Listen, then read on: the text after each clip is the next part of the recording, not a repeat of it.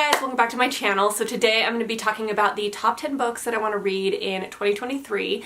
And when I do these videos, I do them based on, sorry I have hair on my lens. I do them based on books that I already own or books that are already on my shelf or books that I've pre-ordered. But I actually don't have any books on pre-order right now. I'm not usually the biggest pre-order person, so it's only books that I really am excited for that I pre-order. But everything in this video is stuff that I already have on my shelf and I'm so excited to read all of these. I feel like, I say this every year, but I feel like I'm gonna do really, really good with this list this year. These are all books that I'm really genuinely super, super excited for, but I say that every year. I'm always genuinely excited for the books on this list. But then I never do as good as I think that I'm going to do, which is super weird. So this last year, I read 5 books on my top 10 books I want to read for the year, which I feel like I should have done better because 10 books isn't really that many and I should have read all of them. So I read Unkindness of Magicians last year, Blade of Secrets last year, House of Salt and Sorrows, The Fine Print, Starfish, and those were the 5 that I read. I actually gave all of those 3 stars, except for Starfish, I gave 5 stars. So they weren't really actually the best books, which is kind of sucky because I always feel like the top 10 books I want to read are usually I think that they're going to be 5 stars, obviously. But they really weren't all that great, to be honest. Starfish was the only one that I read that I really liked. So the other ones that I didn't get to were Malibu Rising by Taylor Jenkins Reid. I don't know why I'm putting that book off so badly. I just feel like I've heard such mixed things about it. I'm scared to read it. I don't know why. Do you guys ever feel like that with a book? I love Taylor Jenkins Reid, but for some reason with Malibu Rising, I'm kind of afraid to read it because I'm afraid I'm not going to like it or something. I don't know. The Sirens of Titan by Kurt Vonnegut. Haven't read that one. I still want to read it, but I just didn't get to it. My Dark Vanessa, which I'm surprised about because I think that was on my top 10 books I want to read in the year 2 years in a row. What the heck, Kara? Get on the ball. Roses and Rot by Kat Howard. I might actually unhaul that one, but I'm not 100% sure because that also was on my top 10 list for the year before. And I was like, I can't believe I didn't read that. I'm going to put it on my list this year because I'm definitely going to read it this year. And I didn't read it again. And I think the reason why I didn't read it this last year is because Kat Howard, the person who wrote Unkindness of Magicians, wrote it, and I didn't realize that at the time.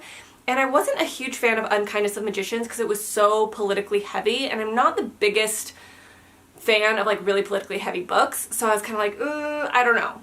So let me know if you guys have read Roses and Rot and if I should read it or not. I know that Hardback Horror really liked it, but yeah, that was on my list twice, and I haven't read it 2 years in a row, which is saying a lot, I feel like. And then The Night Swim by Megan Golden. I still want to read that really bad. I just didn't get to it for whatever reason. But I feel like this year is going to be way better. I'm going to be way more successful with the books from this list. So the first one is The Lost Ticket by Freya Sampson. So this sounds so cute. I actually heard about this from Haley in Bookland, and this is about a man, a really old elderly man who met this girl on the bus years and years and years ago. And he really, really liked her, but he didn't get her phone number or anything, and he has been riding this bus every single day since then, trying to find that girl and hoping that he's going to see her on the bus again, but he has not had any luck. And one day this younger girl gets on the bus and she learns his story and she wants to help him find this girl that he's looking for, and so she kind of helps hunt for her. And the thing is she realizes that he actually has Alzheimer's, I think, or dementia, so she has a very limited time to find this woman for him. And I think in the process she falls in love with somebody, and she really starts to realize that not to overthink things. You only have so much time on this earth, and the old man really teaches her the importance of going after what you want. So I think that this book is going to be so cute, and I don't read a lot of books with elderly people, but this just sounds adorable. Absolutely adorable. I cannot wait for that one. Travis got me that for Christmas, by the way. So the next one I want to read is My Best Friend's Exorcism, and this is by Grady Hendrix. I've been wanting to read this for a long time. I absolutely love, love, love this cover. It's so cool. And this I've actually heard is an emotional read. It's more emotional than you would expect, which I think is really interesting because I would not think that by looking at the cover. But I've heard this is absolutely phenomenal, amazing. I really do think that I'm going to love this. I feel like it's going to be a 5-star for me. I'm really excited to read this, and I've never read a Grady Hendrix before, so I'm really excited for this one. Travis also got me this for Christmas this year, and I think I might save this for October because it is I think, horror.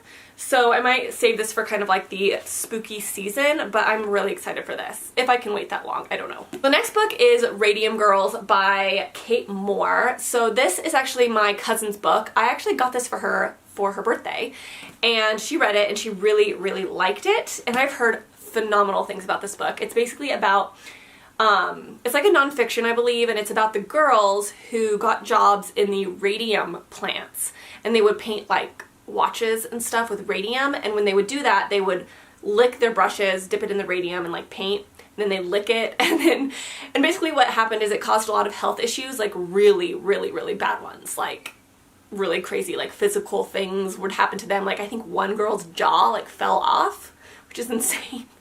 But I've heard that this is like oddly fast-paced. Like it's super interesting, and it's just a really interesting book. So I'm so excited for this. I think it's gonna be so, so good. It's actually a pretty long read, but I heard it's like really oddly fast-paced for like a nonfiction type of book. So the next one is a book that I talked about recently a couple of times, and if you guys follow my other channel, you heard me talk about it as well.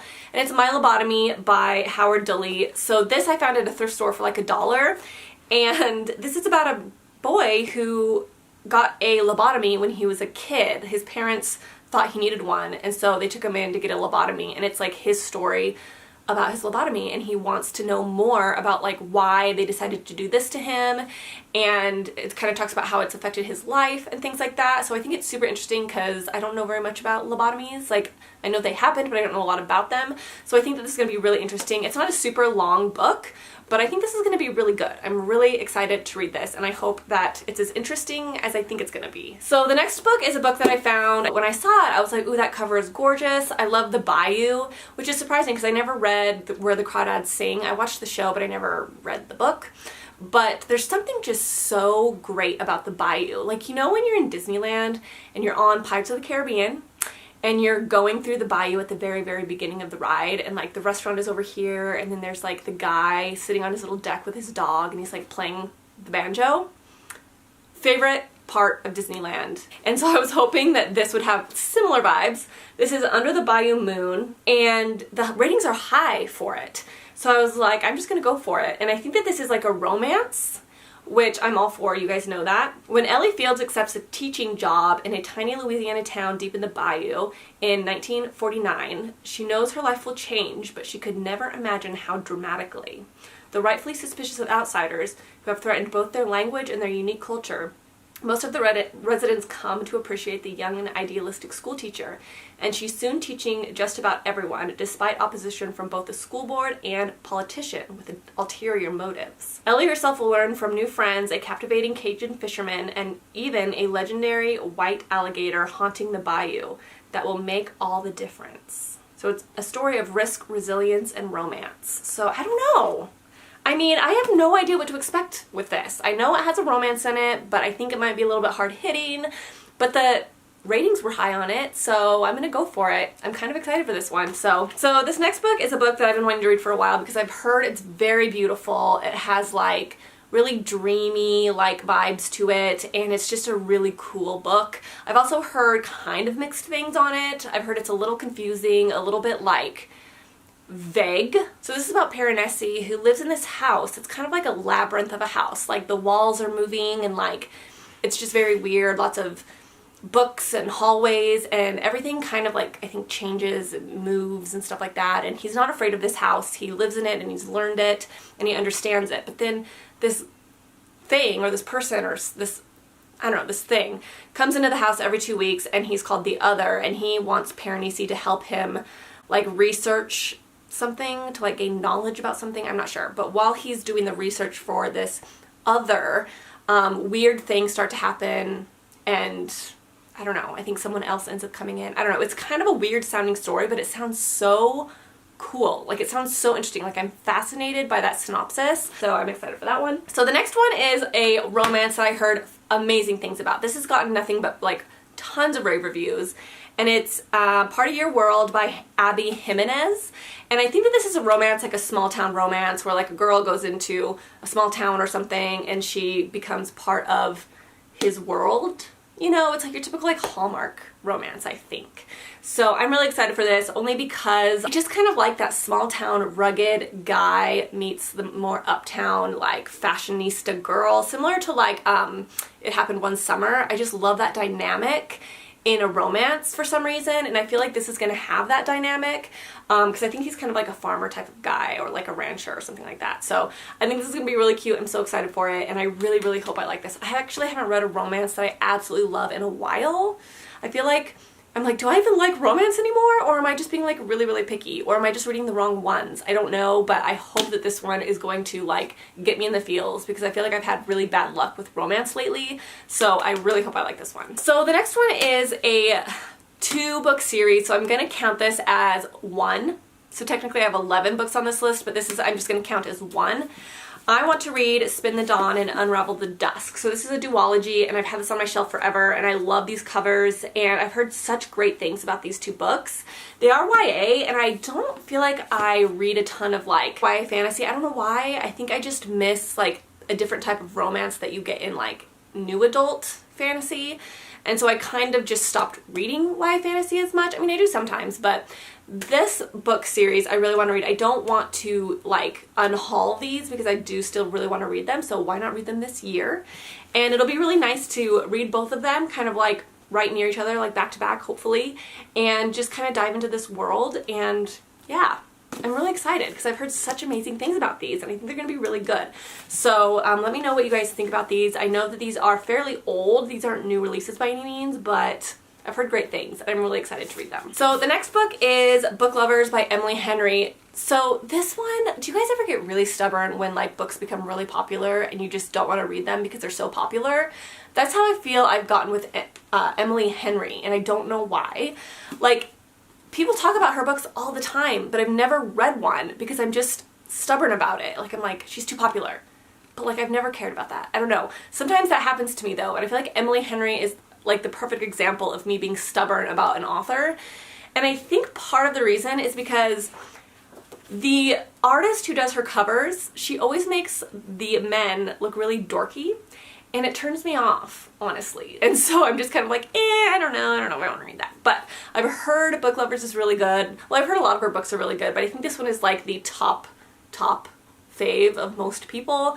So I'm going to give this a try and see if I love Emily Henry. I think I'm just going to have to imagine the guy characters differently than how they're shown on the cover. But I'm excited to try this just to see if I like Emily Henry. I need to get out of my Tessa Bailey era because she's literally one of my favorite romance authors, but I need to find other romance authors that I really, really like that kind of write similar to what I like. So we're going to try out her and see what I think about it. I don't know. And then last but not least, I have The Firekeeper's Daughter. As you guys know, this has been on my shelf for a while. I love this cover, and I've heard such fantastic things about this book. I think it's a little bit of a thriller meets mystery meets magical realism, I think.